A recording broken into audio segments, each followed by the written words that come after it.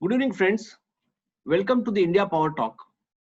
As you know, India Power Talk is an initiative wherein we invite international thought leaders and domain experts to create an easily accessible digital reservoir of their insights, experiences, and strategies on how to revive Indian economy.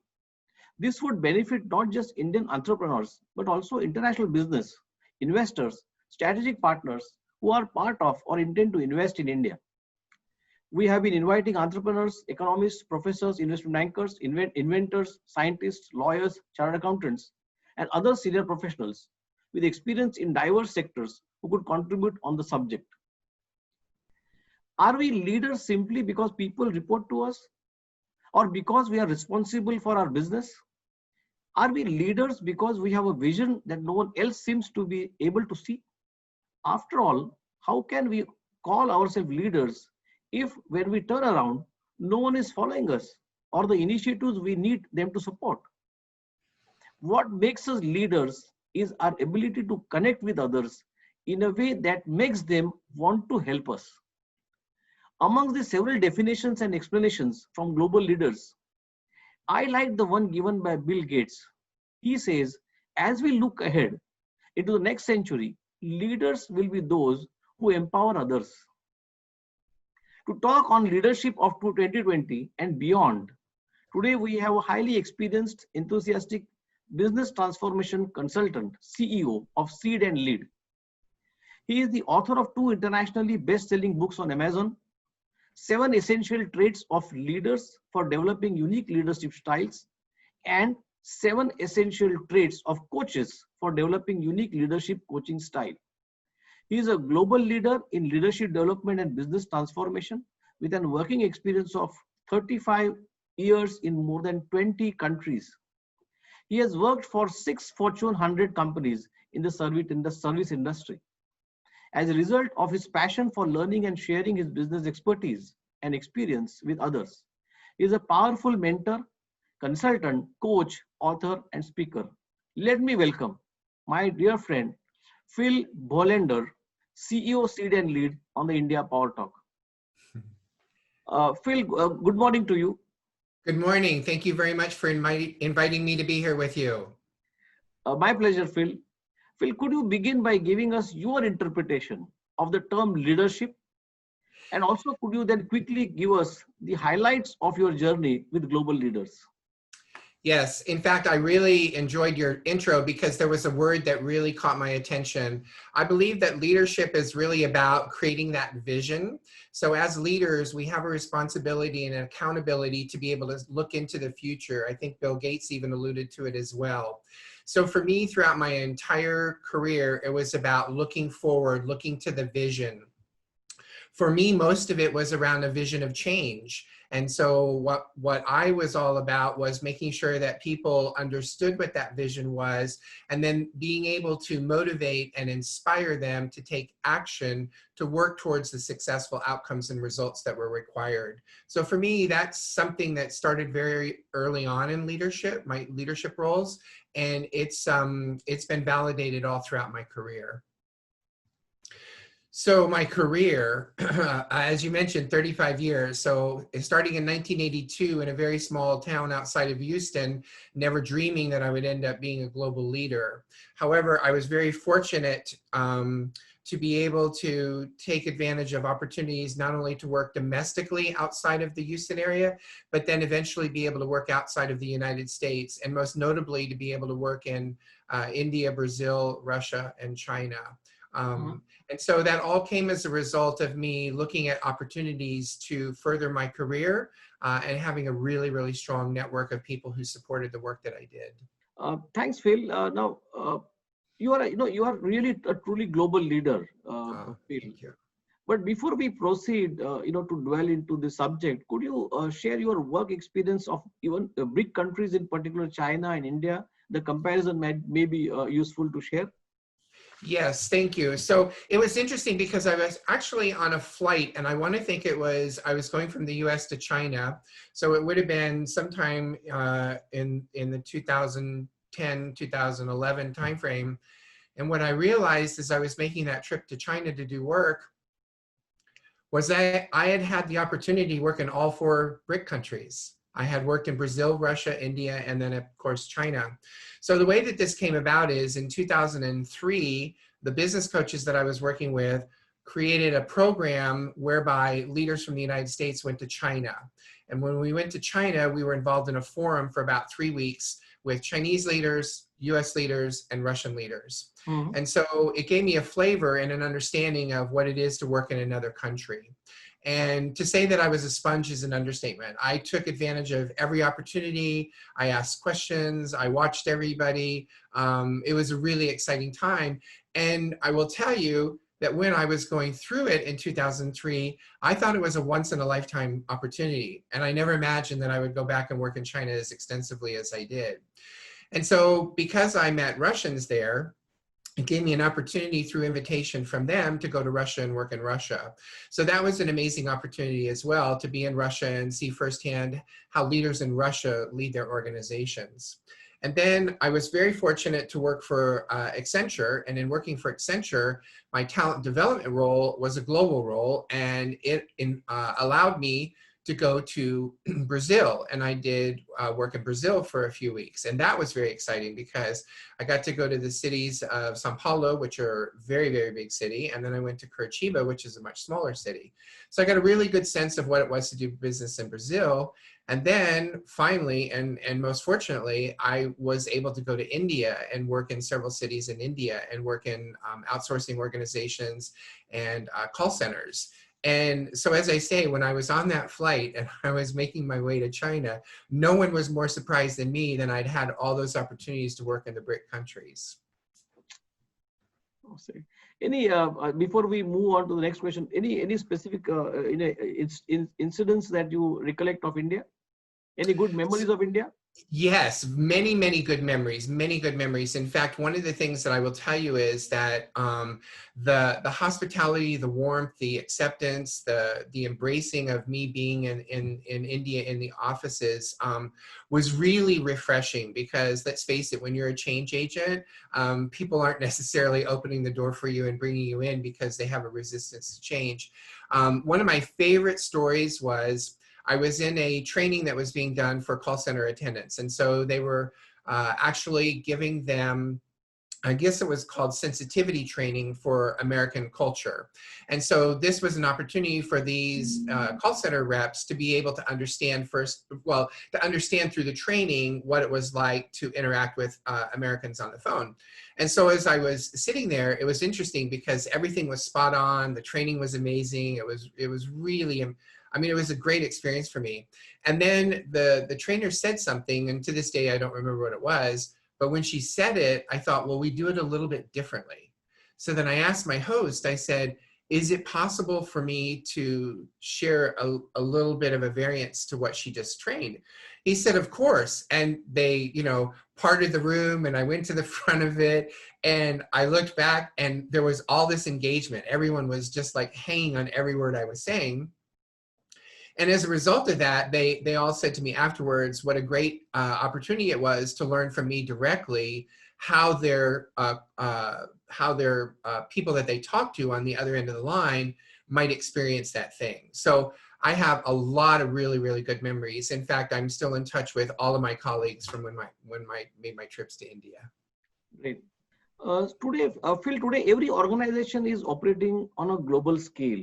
And I guess, therefore, leadership necessarily will have to be constantly adapting and changing and meeting the requirements of the several countries. Now, are there any specific challenges that you see for global leader when it comes to people from different countries and cultures? Yes, in fact, what'll be interesting throughout this is, Nitin, I have quite a few stories to support each of my experiences, right? So it was very interesting. I was working with an individual who was from Mexico, and he had responsibilities for working very closely with China, rather. And so what happened was I was getting word that there was some conflict, that things were not going very well. And so what happened was I asked him to come into my office, and I sat down with him and I said, help me understand how you're interacting when you're on the phone or video. And so he went through it. And what I realized was there was a clash of cultures. And so I said to him, I said, I really want you to understand better how to do business with your colleagues in China. And so I asked him to go off and find the books, because there's all these books and research that you can do on understanding how to do business in other cultures.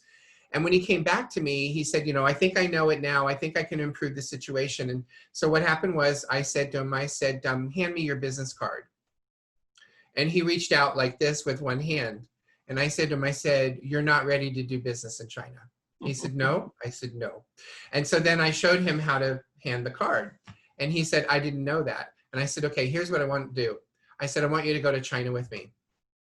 So sure enough, I took him to China, and I was able to give him a firsthand experience. And in that firsthand experience, when he came back, he truly understood it. Now, that might be an extreme situation, especially now with COVID and whatnot. However, what I believe is that when you ask, when you observe, when you listen, you can see how other cultures do business and how they relate to each other. When I was in Houston and I was working on the East Coast and the West Coast of the United States, those cultures were completely different from Houston. So that was my first training ground around how do I interact with people on the Northeast Coast that are going to talk very, very rapidly and they're going to make really quick decisions versus the people on the West Coast who are going to take things a little bit more mellow. Okay, Phil, let's move from culture to the global leadership style.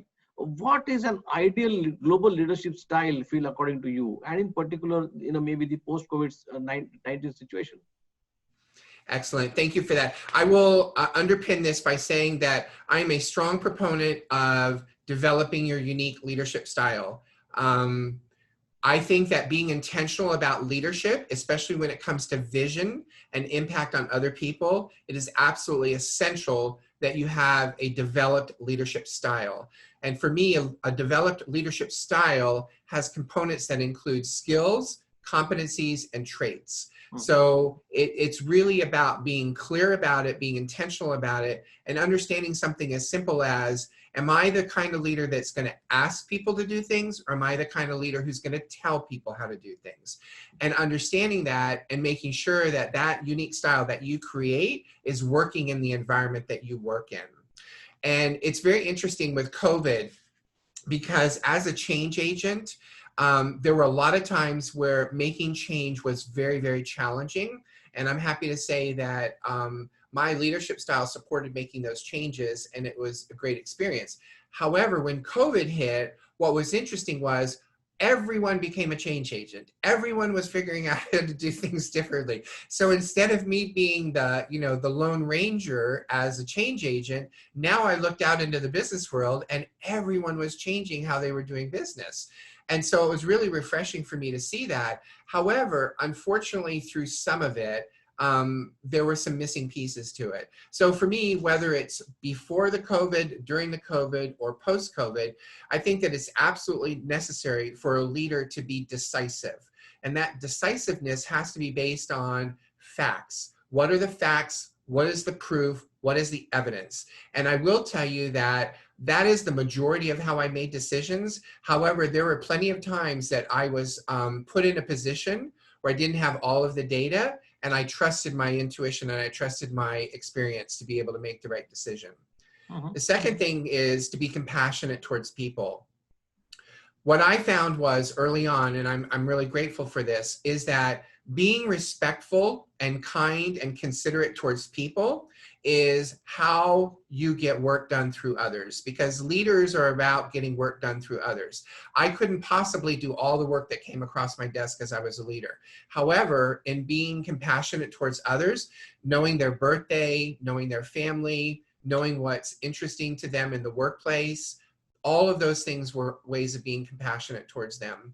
And then third and final for me, because I like to talk in threes, is leaders really have to be exemplary when it comes to communication.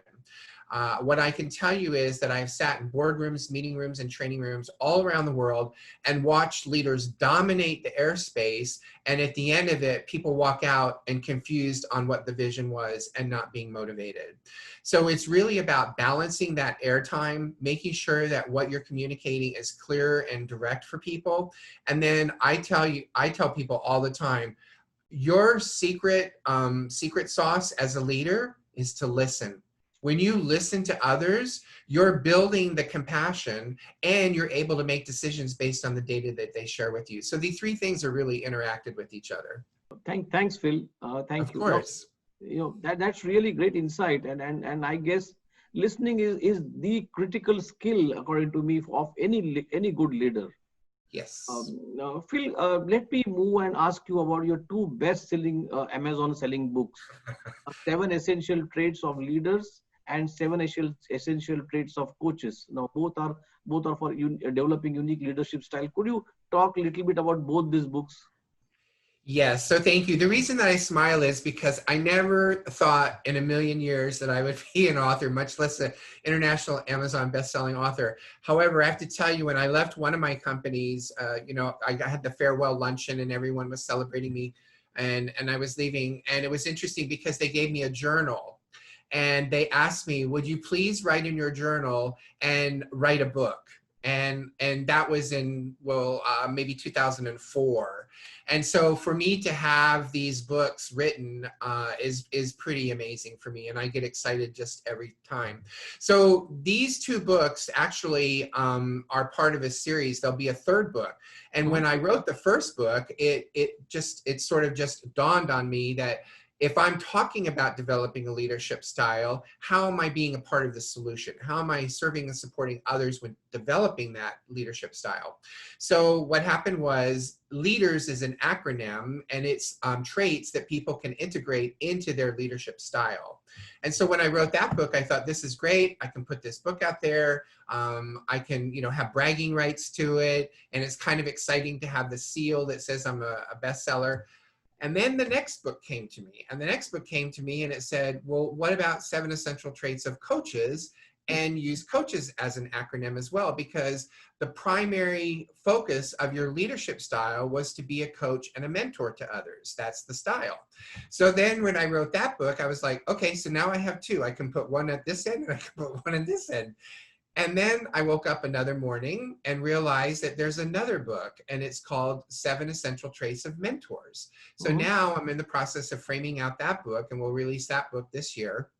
And instead of 1 or 2, now there'll be 3 books that will be focused on how individuals can develop their unique leadership style, how they can integrate coaching into that style, and then finally, as a mentor, how can you be a mentor according to those traits? Or if you're a leader looking for a mentor, what are some of the things that you would look for in that mentor? So the books are quite exciting for me when I think about them, and I'm always humbled when somebody asks me for a copy of my book. And yeah, it's very exciting, and very exciting.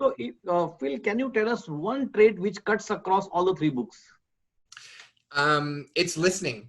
It's listening. It really is. And so while it's in the acronym for leaders, it's embedded in the coaches underneath each of the 7 traits. And what I will tell you is I just recently did 2 programs. They're, learning programs where I had an audience of leaders who wanted to learn more about their leadership style. And in both of those, when I talked about listening, what was most interesting for me was that when I shared with them, help me understand, tell me more, is there more? Those 3 phrases in terms of getting people to continue to talk, they thought I gave them the key to the kingdom. They were so amazed that all you had to do was say to somebody, help me understand. Absolutely. Can you tell me more? Is there more you want me to know? It's listening. It's the key to all of it. Yeah, and unfortunately, in my experience, I have seen people listen to respond. People don't listen to understand. I think you're 100% right. And what I will tell you is, remember I told you I had stories? I worked for a manager one time, and it was really funny because I couldn't figure out why I couldn't keep his attention. Because we would pass each other in the hallway, and he would ask me a question, and of course I had eye contact with him, and I would answer his question. And what happened was, it got to the point where I realized he only heard 5 words. And when he heard those 5 words, then he started speaking. So he wasn't listening to my 5 words. He was just waiting for his turn to jump in. Okay. Phil, tell me, do you think leadership can be taught? And considering the rapidly growing startup world, particularly, do you think that we need to teach leadership right from a school level? Yeah, so a couple things around this, and I'm really glad you asked me about this because I'm a firstborn. I'm a firstborn male in my family, and I did a lot of research throughout my leadership career around what is it to be a firstborn, because in the United States, most of the presidents that have been elected were firstborns. Most of the CEs are firstborns, and that's male and female both. And so there's something inherent about being a firstborn. And when I talk about my leadership style, I do talk about being the eldest of three younger sisters, and how that was probably my first leadership role, was leading my sisters and supporting my sisters. So I think there is an opportunity, it's not a guarantee, I think there is an opportunity to have the potential to be a leader right off the bat. However, I think in order to get really, really good at it, to get what I call proficient at it, I think that there is a requirement to be developed. So my first supervisory job, I had no training at all. And so on Friday, I was a frontline employee, and on Monday, I was a supervisor. And I was, where's the training? And there was no training. So I spent my entire career not only looking for the development opportunities, looking for the growth opportunities, looking for the trainings, but I also provided those to others so that they had them. So I think that leaders, there are leaders that can be born. However, the being born is only part of the path. The other path is doing all the development work. And I think that you can be not the firstborn in a family and be a leader through coaching, mentoring, and development activities. And I mean, it's so interesting for me when I look across 35 years and have so much data around how individuals become leaders. Great. As you know, in India, we have almost 6.5 millions of small and medium enterprises, and also, equally large number of startups. India is a young country. Yes. So what, according to you, should be the priority of these enterprises, profits or people? Well, I will tell you, and for me, it's instinctive. I will tell you every time the answer to that question is people. People first, profits follow. And it's an interesting thing because, Nitin, I will tell you, I live in the world of and. So peanut butter and jelly, right? Bacon and eggs. I live in the world of and. There's many people that live in the world of or. And what I mean by that is people or profits. So that's what they ingrain in themselves. The reality is it can be people and profits. Yep. Now, which is the leading? The leading is people. How do I know that? Because each and every time that I worked with people and did the things that I'm telling you that I did as a leader and continue to do as a coach and mentor, people were willing to do the actions, the performance that were required to get to the results that we were looking for. So whenever I would go into an organization that required change, I would look at the baseline. So I would look at all the reports and the financials and understand the baseline. And I would put it aside, I'd develop the plans, I'd work with the leaders, and then periodically we'd look at that baseline and see how we were doing against it. The majority of my attention and action was spent out doing the leadership role, the supporting role, the motivating role, and all of that. It was not laboring over the reports. And what happened was I went into an organization where they were very driven by profits. And from the very beginning, the fists were pounding on the table and, when are you going to turn this around? And when are you going to get the profits that we want? And I said, how long did it take you to get it this way? Well, it took us about a couple years to get it this way. I've been in this role for less than 6 months. I promise you that we will get those numbers where you want them to be. We not only got those numbers where they wanted to be, we also got those numbers lower, which was the better, lower than they wanted them to be, and maintained them. And it was through the relationships with the individuals. And in fact, over the weekend, I looked at the goodbye card from that organization, and the impact and the legacy that I left by working with those people is still real today. And it was about the people first. And I don't mean this to sound flippant. I haven't gotten a letter or a card from the profits letting me know that I've done really well with the profits. Okay. Phil, thank you very much for really this candid and very deep, insight on leadership. last question I would like to ask you. Let me Yes. ask you the question about millennials. Yes. How do you see our millennials as next leaders? Yes. What I love about this question is about a year ago, I presented a program on the multiple generations. Mm-hmm. And in the room, because this was pre-COVID, in the room, I had all of the generations except the senior generation. And Mm-hmm. so what's very interesting about it was that it was very symbolic of the workplace, because the majority of the people in the room were millennials. However, when I asked them to self-identify, what was interesting about it was, let's make up the number 10. There were 10 of them that were in the millennial category. And there were at least 3 or 4 of them who did not stand up as a part of the group. And then we're doing a lot of justification. Well, I really don't identify with the millennials for this reason. I really don't identify with them for that reason. And it was because of the pressures that have been put on them by the perceptions of others. And so what was interesting for me around it was that the millennials have been the target of a lot of negative press, I'll call it, right? They don't pay attention. They have a gig mentality. They move from one job to the other. Well, here's my take on it. So I'm a baby Mm-hmm. boomer. Mm-hmm. And as a baby boomer, what I know right now in the United States, for one, is that baby boomers are leaving corporate at phenomenal numbers. I mean, especially now with COVID, every day we hear about organizations and industries where people are retiring out of them. So the baby boomers, who would typically be your mentors and coaches for these young leaders, are leaving at an unprecedented rate.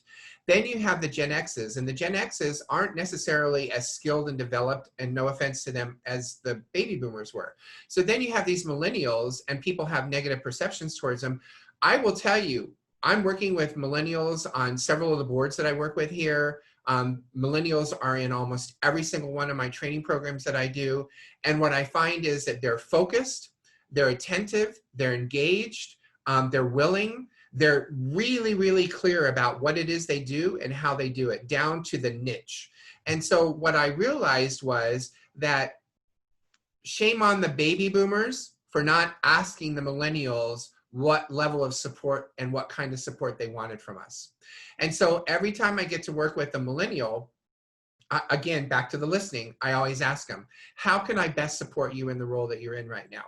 How can I best support you in developing as a leader? And what's interesting is, it's no different than any other group of the population. When you ask them, do you want to be a leader? And they have a clear yes or a clear no, then you can have a path forward. Correct. If you don't ask them, then you don't have a clear path forward. And I will tell you, I'm putting together a program, and everyone that I'm working with is a millennial. There's about 5 or 6 of them. And it's a pure joy. I absolutely enjoy working with them because, as I said, engaged, focused, dedicated. They make the deliverables. So my experience has not been with the stereotype around millennials. And I am really excited that I have the opportunity to not be in one organization developing leaders, but to put myself out there as a business owner to be available to any leaders in the millennial segment. So you are very hopeful about and positive about the millennials. I very much am. And I will tell you, again, it's back to that thing of having conversations. You know, when I was traveling, more often than not, my seatmate was someone who was younger in a global leadership role as a millennial. And what was really fun about it was I wanted to understand their perspective of what it was like to be a global leader at such a young age. And they wanted to understand how I developed my unique leadership style to become the person that I was at my age. So there's a lot to be gained when we have these cross-generational conversations. I think, I'm very bullish and very optimistic about the millennials because they are born with technology. Yes. Yes. And they are so fast in adapting technology and moving ahead. My generation or maybe previous generation, we were stuck with lot of ideas and lot of principles and of course one has to have principles and values, but we were at least my generation and the previous generation, we were slow in adapting, we were slow Yes. in changing. Whereas I see millennials very fast in changing, very fast in adapting. So I'm very optimistic and very positive about them. Phil, if I was to ask you just one word or one message about leadership, what that word would be? Thank you. And this is immediately right now what comes to mind. Get into leadership for all the right reasons. What I saw was too many people get into leadership because of the seduction of the role, the power, and the money. And the reality is, get into leadership for the right reasons. Now more than ever, get into leadership for the right reasons. And those right reasons are the balance between people and profits. Because let's face it, that's business. You can't have one without the other. So the thing I'll leave you with is, get into leadership for all the right reasons. Before I really leave you, I would like to ask you one more question. India by Okay. 2030 is going to be the youngest country. What would your advice be to the young population of India? Building on the formal education that you have, really get engaged in talent development, capability development. Really figure out what it is that you need to learn, want to learn to build out that unique leadership style, right? So it's going to be beyond some of the academics and it's going to be more in the practical. So that's one.